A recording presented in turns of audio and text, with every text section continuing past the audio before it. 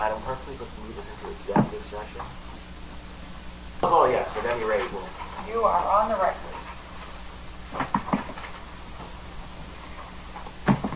all right, we are back on the record. Do we have a motion regarding notice of potential violation 2012-2?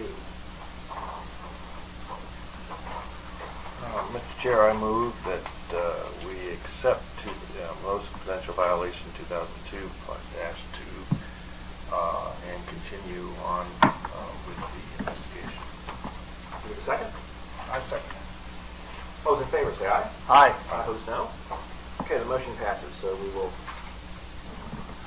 accept notice of potential violation 2012-2. And Barb and Dee, I think we should talk about the process and informing the various parties and all that good stuff. 8, new business. Review of disclosure forms. Why don't we start with the gift disclosures? Here we start. Got a couple to add to the pot.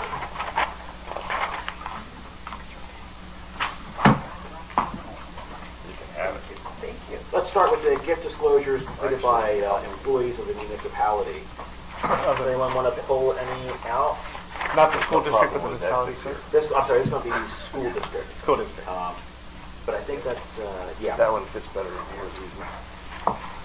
Yeah, I just municipality have one district. question on that school district. Is that, this one that received the tickets? Which one? The cash or the one that received the tickets worth hundreds of dollars? Yeah, the $100 bill Got a one. couple more for the whole shit. No, the one, the value of the 3 tickets is right. That 200 cost for 3 people to go. Oh, yeah. It depends on where you Yeah, they were generally $80. I was going to say. Yeah. With Yeah. That's why I don't spend that much time in PAC anymore. Man, I couldn't believe that one. $70. $70. No, so, yeah, the first one here, Ashley Blood, needs the letter. Grandparents of a student in my class. It's a goodbye present. A goodbye present to who? Yeah, I don't know. I mean, to her, for them? I can't tell. And the letter is, She doesn't know about the letter. Oh yeah, right. I'll find the letter for you. So we have a standard letter that we send to teachers. Typically, if they receive gifts more than $50, unless there's some unique circumstances, we typically send them a letter. And I've got a copy of it somewhere. The clerk's office for a while had a copy of it. And what the letter basically says is, we would just like to remind you that this is what the code says about the receipt of gifts, and that in essence, that gifts over $50, when you receive them from a student or a parent of a student, that there's a real distinct possibility that you're in violation of the code when you receive gifts like that. And so perhaps in the future, don't accept gifts of this nature, of this value, of this timing, things like that. And so it's sort of, the school board was really unwilling to do much for us, and so we finally decided, thanks to Julia, to use some of our educative function and say, well, we'll just try doing it this way, sort of like, teacher by teacher, just kind of like letting them know, this is not good, this doesn't really pass the sniff test.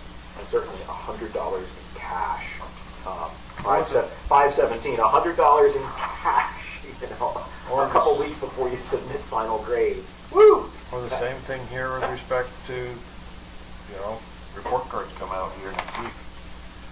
Well, that's right. It's the same thing on midterm grades. I mean, that's always our problem, is that the gift season is always right before mid-year grades come out with Christmas time and holidays.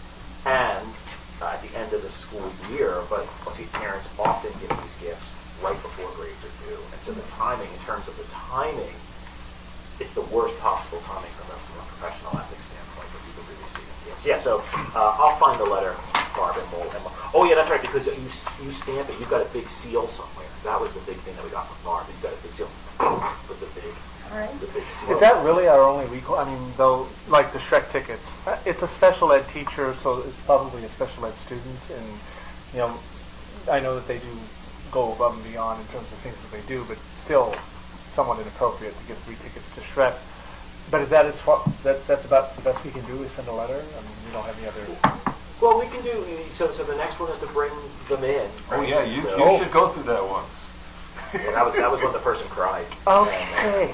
So we can bring them in and talk to them. No, and then to be honest, my suspicion is that's about it, because what we could do beyond that is make a recommendation to the school board saying there should be some disciplinary action here because this is so beyond the beyond. But given the school board's reluctance to do anything on this issue. Well, that and they disclose, I mean, there's only 3 of these disclosures this time, which seems a little low to me during school season. Well, these are dated back in May. Yeah, I mean, a couple of these, we did a bunch of them So we last did a month, bunch of them. and So these are a couple back These in are May. just 3 left over from last year. And Peter, there is a whole, Oh, there's one here Title. that's, sanctions referrals, I'm sorry, title, there's one here. sanctions referrals and October. corrective action that we can October explore, but 11. we've never gone any further than making the teacher cry. Well, I mean, $231 is about the biggest one I've seen. And what we were talking about is there was a teacher who received some tickets. $1,000. Yeah, Airport $1,000 tickets. tickets. Well, we and- had one of those in the batch last month. Yeah, it wasn't, I don't remember. I have the badge right here. Did we get into last month's stuff? Oh, we didn't. I thought we pushed it off. I thought we pushed it off to this meeting. Did we? Because there was one that was there last It month. is, but it was for a military child education thing. Remember, she went to the thing to receive an award from. Yeah, So that's expensive if to we do. decided it was, I think you decided that was work for You're talking about somebody who just came in and said, here's some tickets. Go Some ahead. families, in all fairness, the parents were, the father was an Alaska Alaska pilot. pilot, and he had a voucher. Gave the voucher to her. To her, though, the value of the voucher was about $1,000 round trip tickets to Seattle. Which one of you made a car? No, Jews. It was The group. it was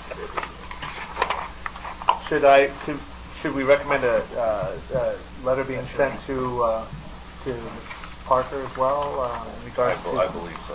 Oh, yes. Oh, Both yeah. the Shrek Yeah. trip and then the $100. All right. Yeah, the other one I felt that didn't even need to fill $50 out. No, the $50 one. Oh, I agree. Yeah, right. That's right. Okay. All right, good. So do we have a motion then to accept the gift disclosures from employees of the municipality or of the school district? School district only, right? Isn't it just the school district? I think this category is employees and school district members. Well, we don't have any for employees. Yeah, we don't have, we almost never Okay, get them from employees. so move, I move that we accept it. Second? Second. All in favor, say aye. Aye. Opposed, no.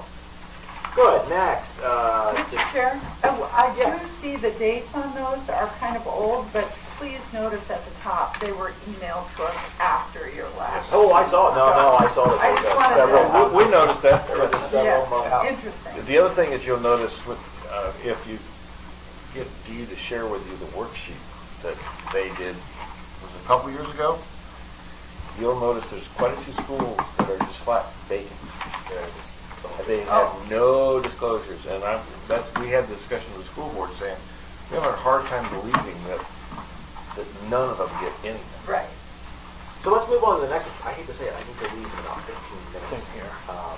Disclosure of present economic interest from appointed members, public members of board, commission, or other municipal body. The only one I saw, Here's one from Alersa. I saw that from the list of one. Yeah. So they're doing them.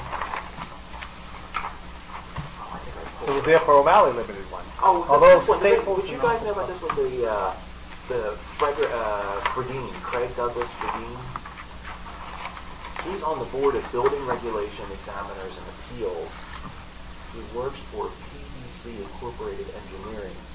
What's the possible conflict? Any project that PDC Engineers is involved with, and so I'm kind of curious, how many projects is PDC involved with that comes before this board? Well, I mean, if they bid a contract, if his company bid a contract and got the contract, he couldn't be part of that inspection, so. Well, perhaps if we could define the nature of the Board of Building Regulation Examiners and Appeals, would that have anything to do with an engineering project being bid on? It certainly could, Okay. but I guess I had a thought about this, one, it's good that he's recognized that there is a potential for a conflict. Right. So we know that that's the first step. And the other thing that I was going to mention to you, some of these boards have a requirement that there is an engineer. And I'm thinking that that's what this is one of those boards that the position is an engineering position. Right. So how would you like me to handle this? Could you confirm that this board needs to have an engineer on it, and then let us know that for Yes. certain? Yeah, and just what's the volume of business at PDC Incorporated? I just have no idea. They might be a very small thing. In other words, what I'm thinking here is if PDC Incorporated engineers is sort of like the Walmart of local engineers and are involved in almost every project, then this individual probably shouldn't be on this board. Well, what about the people from, Yeah. the one committee that we dealt with where, Three of the people there were builders, or the I type don't of. know, I'm thinking of the one where we had a potential violation.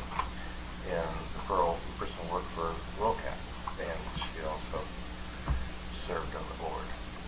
And and they are, because there are specifics sometimes. As when I served on the Merrill Field, they had 3 different seats there were some general public ones, but there was one for who's owner of a business on the field.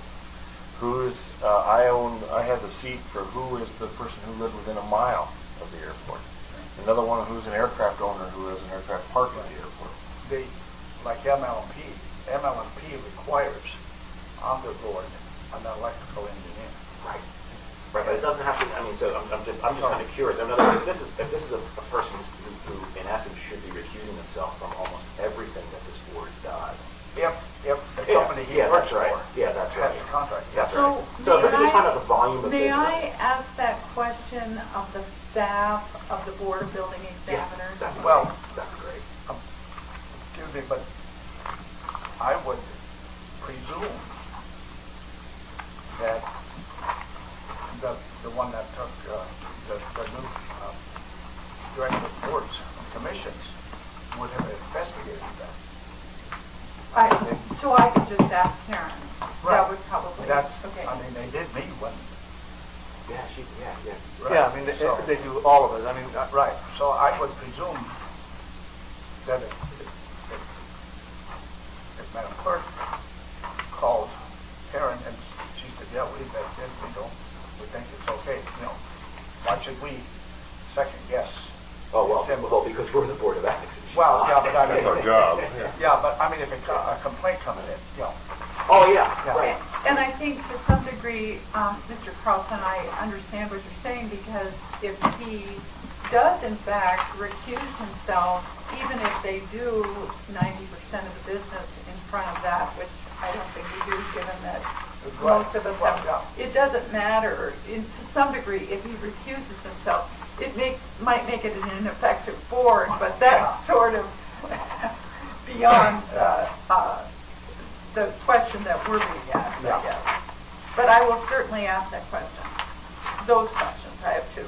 All right. Otherwise, do we have a motion to accept these disclosures, the present economic interest disclosures? I move to accept. Second? second. All in favor, say aye. Aye. Opposed, no. Good. Those are accepted. How about disclosure forms? These are the conflict of interest forms. So these are ASB conflict of interest forms. And I think we've got assurances, supervisors. I read through all of these before we came by, and none of them seemed to me to be where they would really be much that. Yeah, it looks like we have the standard assurances from various supervisors that we have. Good. So do we have a motion to accept these conflict of interest forms?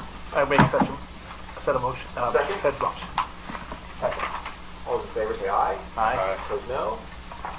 All right, so we have accepted those forms as well. So let's try to look then at the notice of potential violation. Mine kind of disappeared. And I am sorry that, here, you can take on. 1.1. Well, partly because I got so damn much paperwork here, and I need to throw away or shred an awful lot of these files. 2009 2012-3. Do we have a motion to move into executive session? So moved. Now, she's still recording this, right? Or no? You let me know. Well, if we do record it, it needs to be on separate tape. It can't be on the same tape. Oh, that's right. She would change tapes. Recall that? Oh, is that what you did? That Right. you had a Yeah, it's got to be on separate, tape? thing. You can't accidentally. Oh, you know, get on. something. And I don't see no reason why we have to record it.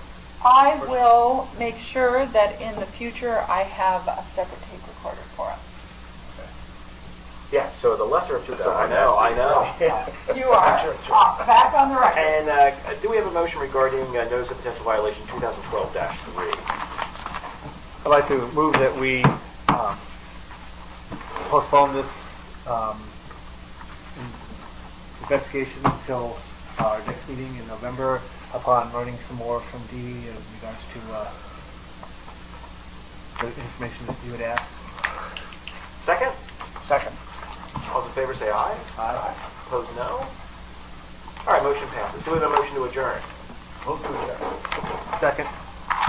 All those in favor? Aye. Well, this meeting of the Board of Ethics is now